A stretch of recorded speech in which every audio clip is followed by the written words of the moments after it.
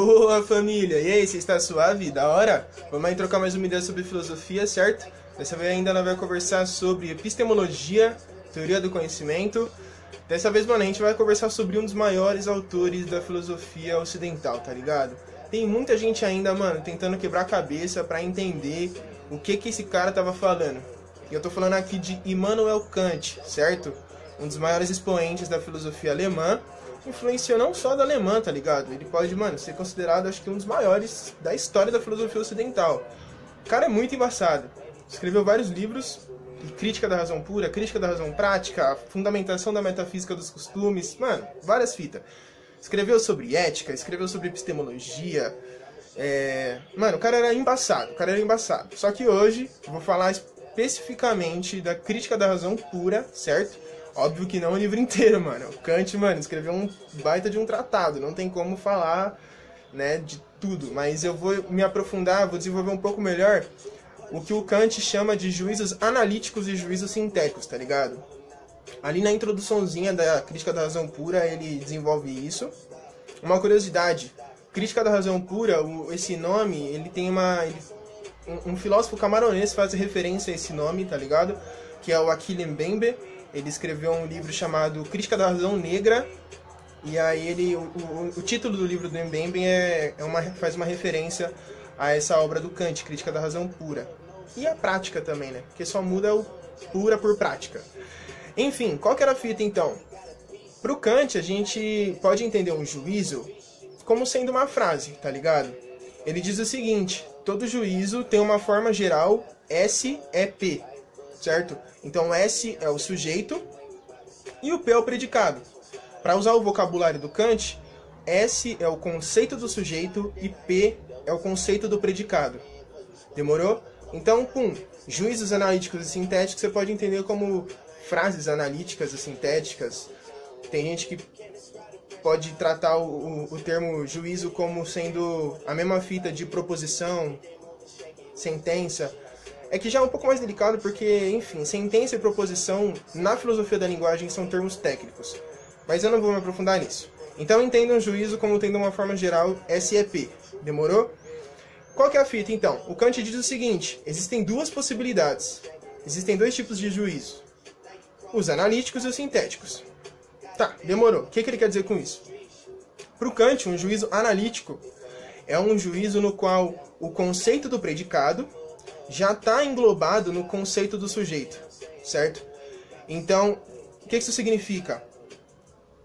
O predicado já está dentro da definição do sujeito, certo? A gente consegue formular esse juízo analítico através da mera análise do sujeito. Daí que vem analítico, porque é através da análise. Para ficar mais claro, vou dar um exemplo para vocês. Todo solteiro é não casado. Para o Kant, isso é um exemplo de um juízo analítico. Por quê? Porque a propriedade de ser não casado, ela já está englobada na definição do sujeito, tá ligado? Então a gente consegue formular esse tipo de juízo através da mera análise do sujeito, entendeu? Outro exemplo de juízo analítico, por exemplo, Outro exemplo de juízo analítico é o seguinte: Deus é benevolente. Independente da sua crença, se você acredita em Deus ou não, por definição, Deus é uma figura tal que possui atributos de benevolência, onipresença, onisciência, tá ligado? Ele, mano, é benevolente porque Deus é bondoso na sua essência, é onipresente porque ele consegue estar em todos os lugares ao mesmo tempo, onisciente porque ele sabe de tudo que acontece em todos os lugares, certo? Então, qual que é a fita? Deus é benevolente é uma espécie de juízo analítico porque o atributo, a propriedade de benevolência já está incluída na definição de Deus. Demorou? Então, suave. Esses são os juízos analíticos. Agora, o juízo sintético já é uma fita um pouco mais diferente. Por quê? Porque para Kant, a gente formula o juízo sintético sintetizando, juntando, tá ligado? O predicado ao sujeito. Então, melhor reformulando. Enquanto nos juízos analíticos o predicado já está na definição do sujeito, nos juízos sintéticos o predicado não está na definição do sujeito. Por isso a gente sintetiza o predicado ao sujeito, daí sintético, entendeu? Então, qual que é a fita? Um exemplo de juízo sintético é o seguinte: todo filósofo é arrogante. A propriedade de ser arrogante, ela não está na definição de filósofo.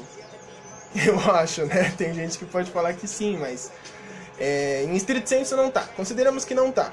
Então, a pessoa, por exemplo, a pessoa formula um juízo desse tipo depois que ela, tipo, sei lá, conheceu, vamos supor, você tá, mano, numa roda de conversa e aí você tromba dois filósofos, que filósofo é chato, por natureza, e aí você fica, mano, que cara arrogante, tio, meu Deus do céu, mano, os cara, você fala um bagulho, os caras já questionam, quer saber definição, muito chato.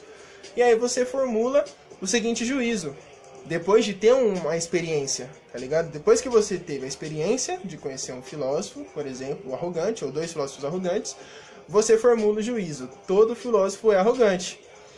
Então, o que é interessante da gente memorizar, que fica fácil? Juízos analíticos são juízos que a gente formula através da mera análise do sujeito, certo? O predicado já está contido ali no sujeito.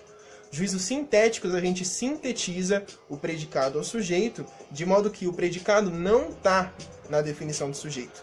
Por mais que a gente analise a definição do sujeito, a gente não vai encontrar aquela propriedade tal que está sendo especificada aqui no predicado. Demorou? É isso, família. Espero que vocês tenham entendido e forte abraço.